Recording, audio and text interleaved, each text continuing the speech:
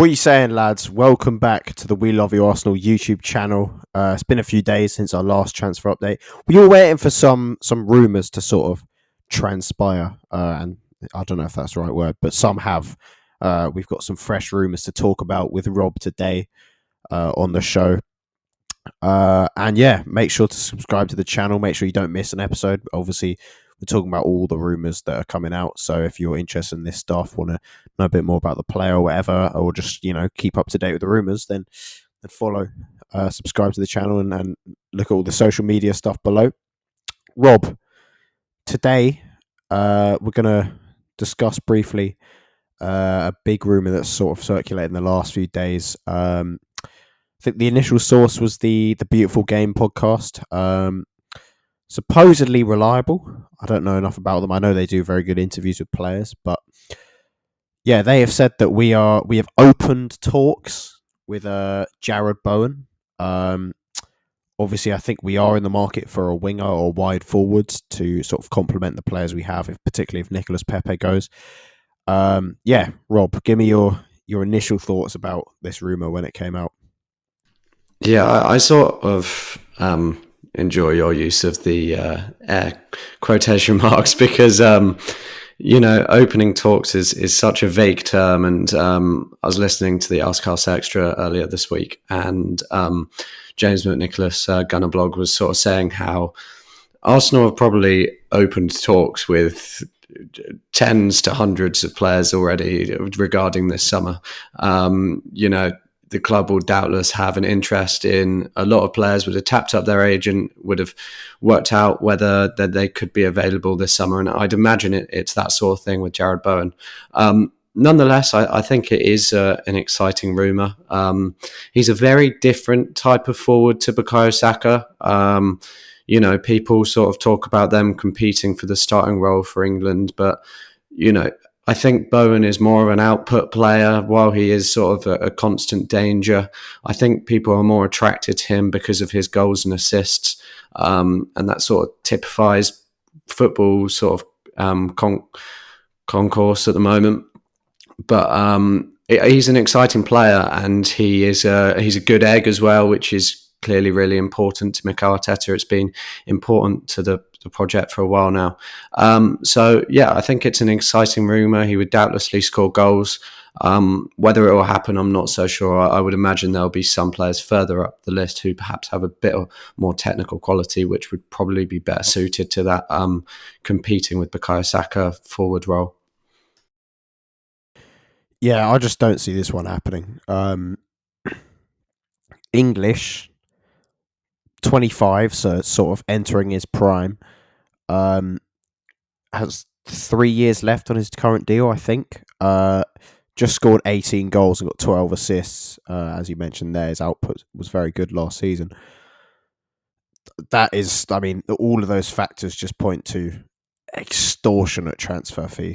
And now he's obviously just got his first England few caps, so I just can't see it happening for that reason. And also West Ham selling, I'm not going to say to a direct rival, but sort of like last year, they weren't too far off us. And they won't want to strengthen us unless they can get a ridiculous fee.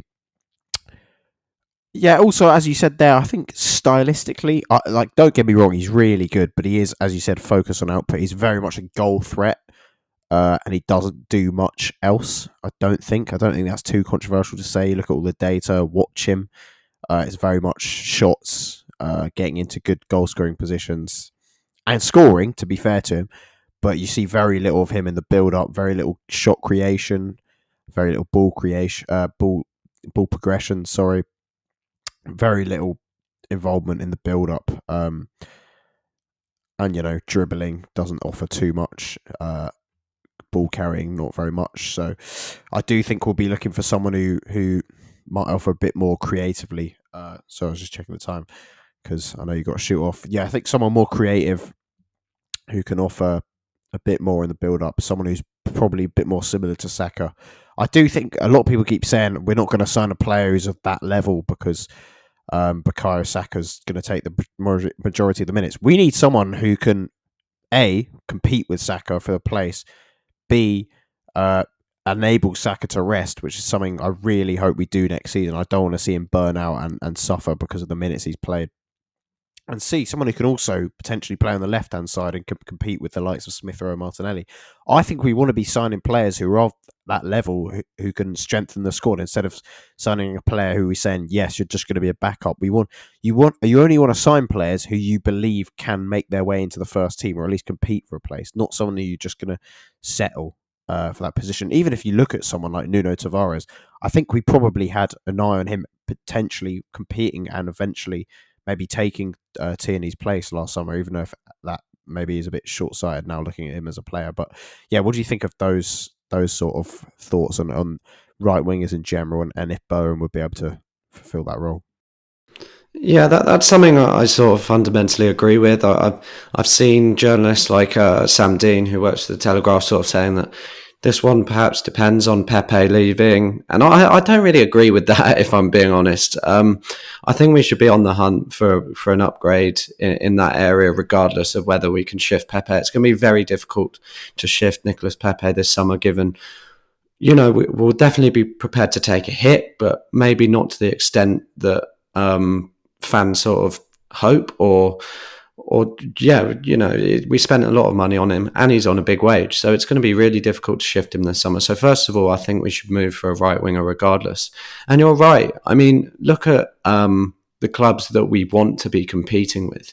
I mean, everyone's talking about Liverpool's signing of Darwin Nunez, and like, realistically, I know that they're set to lose Mane, but do they even really need Nunez? They've already got Salah, Jota, Diaz, Firmino.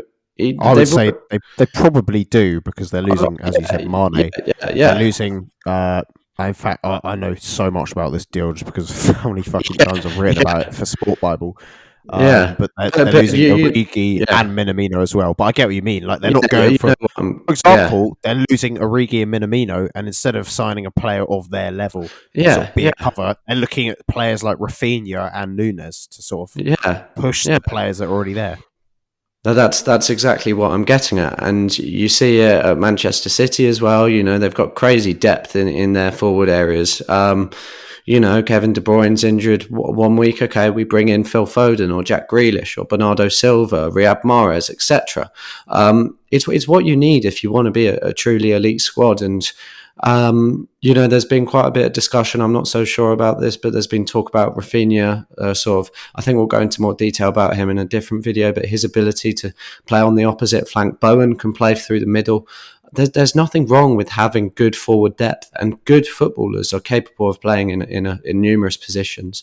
So just because we sign a player who could even be better than Bukayo Saka, or in a position where he's in his prime and Bukayo Saka isn't right there just yet, he's very close, as we've talked about, it doesn't really matter, because we just want to improve our squad. We want to be able to rely on players to come in and adequately replace our first choice players. That's what ended up costing us this season. So I wouldn't be averse to signing a high caliber player in a forward area this summer. I completely agree with that. And yeah, I know you're in a rush. We'll call it there. But Jarrod Bowen, will it happen? Let us know in the comments, whether it's on Just Arsenal or on YouTube. Just let us know your thoughts. And yeah, we'll see you soon. We'll see you, and we will have a video about Rafinha, as you just said there, hopefully tomorrow. And yeah, subscribe to the channel, check out all the socials, and we'll see you in the next one. Bye bye. Goodbye.